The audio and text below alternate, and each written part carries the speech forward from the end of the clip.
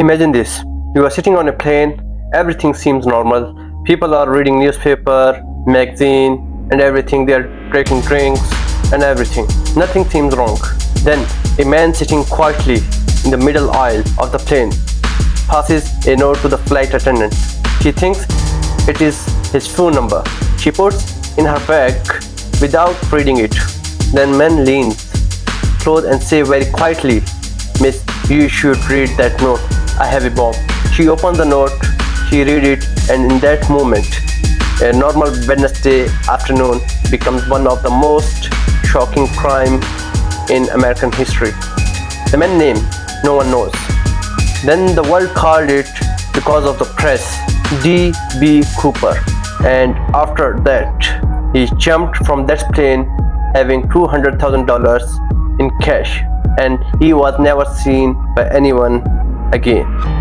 Today, this story is going to tell you about everything: the hijacking, the escape, the money found in the mud, the suspect, and the question that nobody has answered in over 50 years. It happened in 1971. It was the day before Thanksgiving, November 24, 1971, Portland.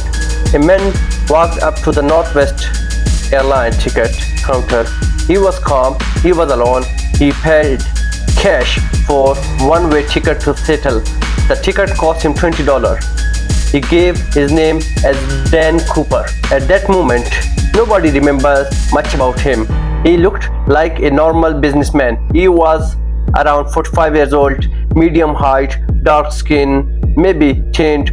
He wore a black suit, a white shirt, and a black tie from J.C. Penney, a cheap departmental store. He carried one bag, a briefcase, just a briefcase. He boarded flight 305, a Boeing 727, 36 other passengers as well. He walked to his seat 18C. The seat number was 18C, near the back of the plane. He sat down, he ordered a drink and a soda.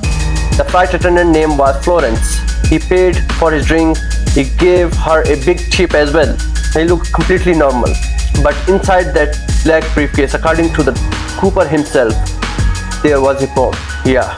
Shortly after 3 p.m., the plane took off. Few minutes later, Cooper leaned over and handed the flight attendant, Florence, a folded note. She thought, "Oh, a passenger giving me his number." She put it in her bag and moved on. Cooper called her back. "Miss, you should really need that note." She opened it. The note said, "I have a bomb in my briefcase. I want you to sit next to me." Florence sat down.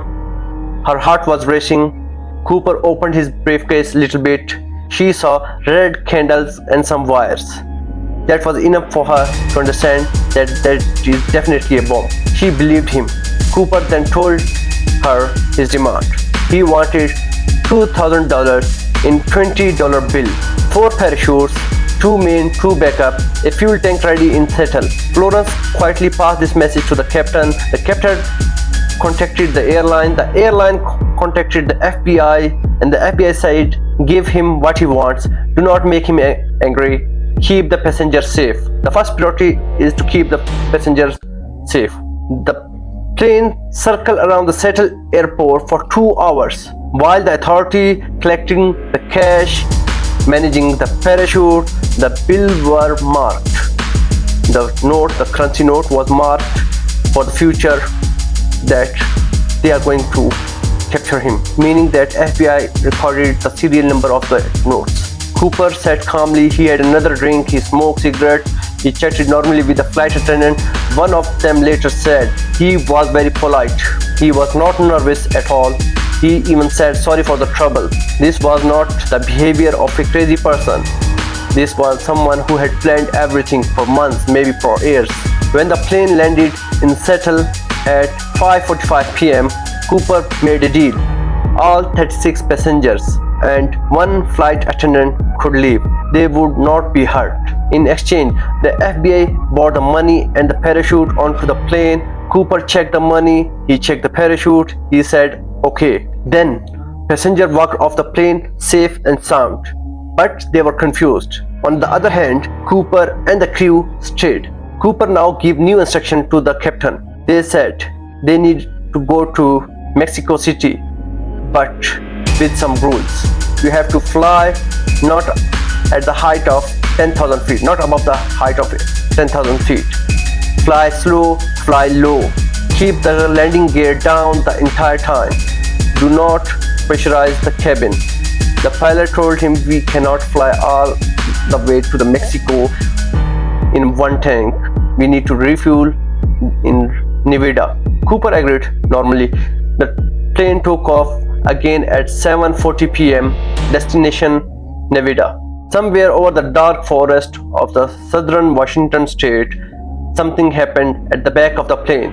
One of the flight attendants noticed a light go on in the cockpit, a small warning light that meant only one thing. The rear stair of that plane had been lowered. Boeing 727 had a special design. Unlike most planes, it had some stairs on the back as well. Even while the plane was flying, most people thought it was impossible to use them in the air. Dan Cooper knew differently. The captain asked over the intercom, "Is there anything we can do for you?" The Cooper replied, "No." Approximately 8:13 p.m., somewhere between the Seattle and the Reno, Nevada, DB Cooper jumped from their plane. He had tied the money around his body. He was wearing no special gear.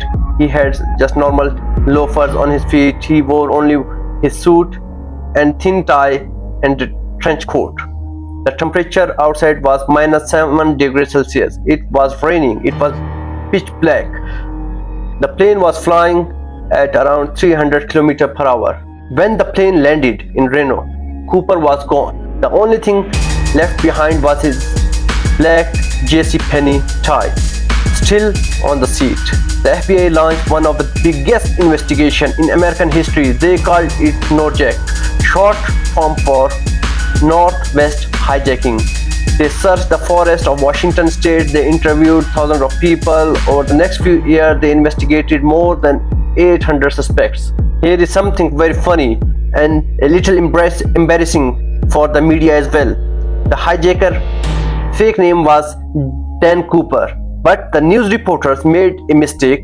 He confused the name with different man from Portland named D.B. Cooper.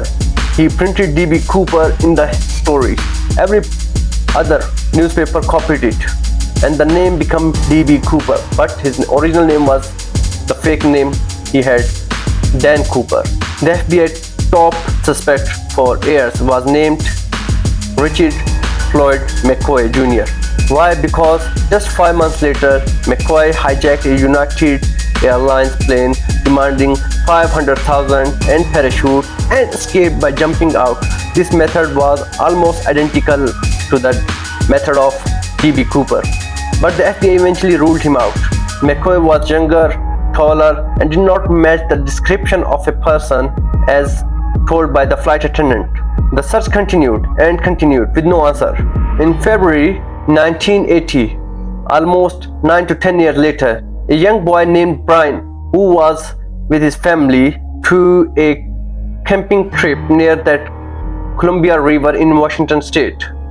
He was digging in the sand near the Bank River and just a kid playing, but he found a bundle of dollars, same bundle of dollars which was given to the D.B. Cooper. His family kept digging. They found more and more, but they brought it to the FBI. The agent checked the serial number. It was the same serial number which was given to the Dan Cooper, but the total amount was $5,800 from the original ransom. Still, original rubber banded in the exact order they were packed. But here is a strange part as well. The location did not match where Cooper should have landed. The money had likely traveled down the river over many years, and only $5,800 was found. The rest has never been located by FBI. No one knows what happened to that money. Did Cooper spend it? Did Cooper even survive? Nobody knows. And this is the question everyone asks. The evidence suggests he probably did not survive. Think about it. He jumped into the frozen air. In the night, he landed in a dense forest with no visibility. He was not wearing shoes, not boots. The temperature was well before 0 degree. One of the parachute he took was dummy training parachute. It was sewn shut and could not be actually opened. And the money found was buried in the mud, not hidden.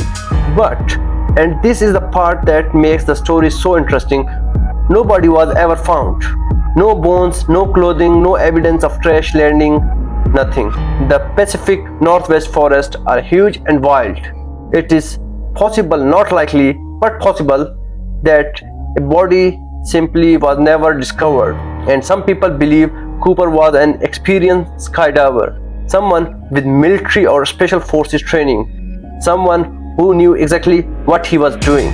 Maybe he landed safely, maybe he walked out of those forests, maybe he lived a completely normal life under different names, spending his money slowly, carefully, never getting caught.